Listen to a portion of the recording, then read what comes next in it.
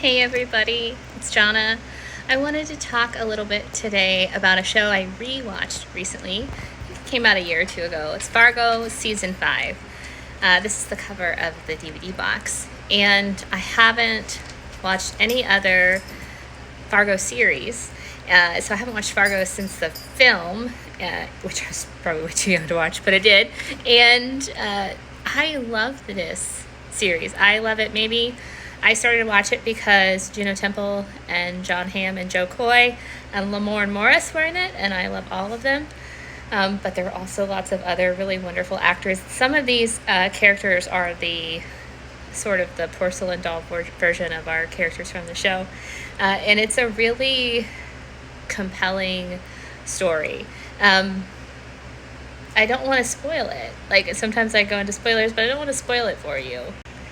First, I feel like I should say there's this really cool interplay with The Nightmare Before Christmas. It shows up a lot, and I haven't really deduced any deeper themes other than it's like a cool little play on the show itself of what's happening, and how we understand the villains and who's the hero and who's the anti-hero in this show. But also, it's a nice... the show's set in 2019, but it maybe because it's pre-COVID, it feels older, and The Nightmare Before Christmas music and characters underscores that as well. And it connects us to the characters, right? We're kind of existing in the same world when they have the same film that we do. There are some great sci-fi, I'm going to call it science fiction, like aspects to this show.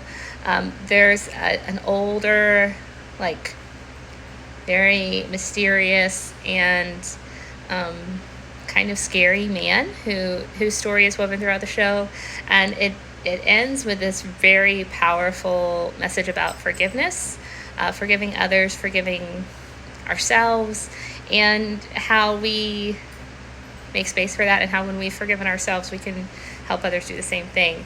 And there's also a lot of like myth and metaphor, right? Sometimes truth is too big to put into factual language, and we need an image to compel others to hear our story. And Juno Temple's character has an episode where most of her arc in the episode is devoted to this imagined like enclave, is that the right word, of women that she finds herself in, where she finds safety and strength and power. But it's something she's just, I said no spoilers, I'm spoiling a little bit. It's like a space within her that she resides in. And it's too hard, here's my interpretation, it's too hard for her to tell the depth and the reality of her story as it occurred, just say in I statements what happened to her, but she can retell it through this internal myth that she creates. Also, the villains here, I'm going to say straight up villains. I'm not going to color it with too much nuance right away. John Hamm and, oh my gosh, I'm blanking on his name right now. Anyways, the guy from Stranger Things, Steve from Stranger Things. Did I say Joe Coy earlier? Joe Keery, okay. Really, really...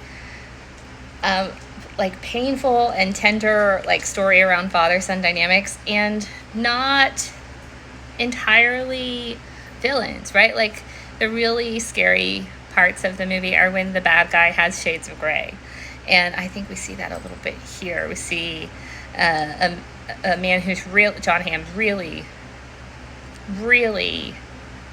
detached from any kind of emotional empathy, and also is still a father.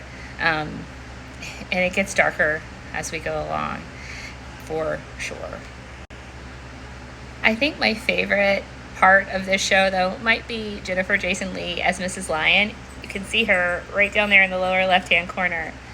She's tough. And she is, in some ways, so just not... like, she's a lot.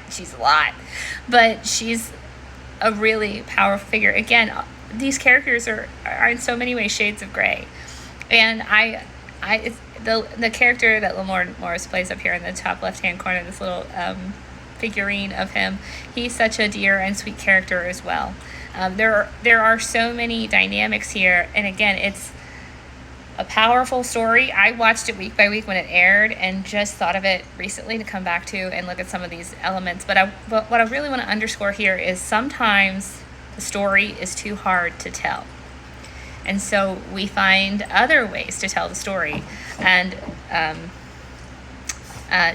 Juno Temple here, our little baker here character, as Dorothy, she, not ironic, Dorothy, she chooses to tell the story through this like puppet show, this myth that she carries within her, and it's really beautiful and it's really honest. And I would say when it comes to spirituality and science fiction, that's the bigger picture. That's the bigger part at play, is that we are finding ways to tell stories that are maybe too hard to tell directly. So we come along the side and we use these characters and images and narratives that still tell a very true story, even if it's kind of hiding in the guise of a spaceship or a ghost or a monster. So when the stories you're carrying are getting too heavy, give yourself a break. Find respite, because you deserve respite. You deserve joy and rest. You deserve deep care. You deserve to feel nurtured and tended to. And just remember, you got this.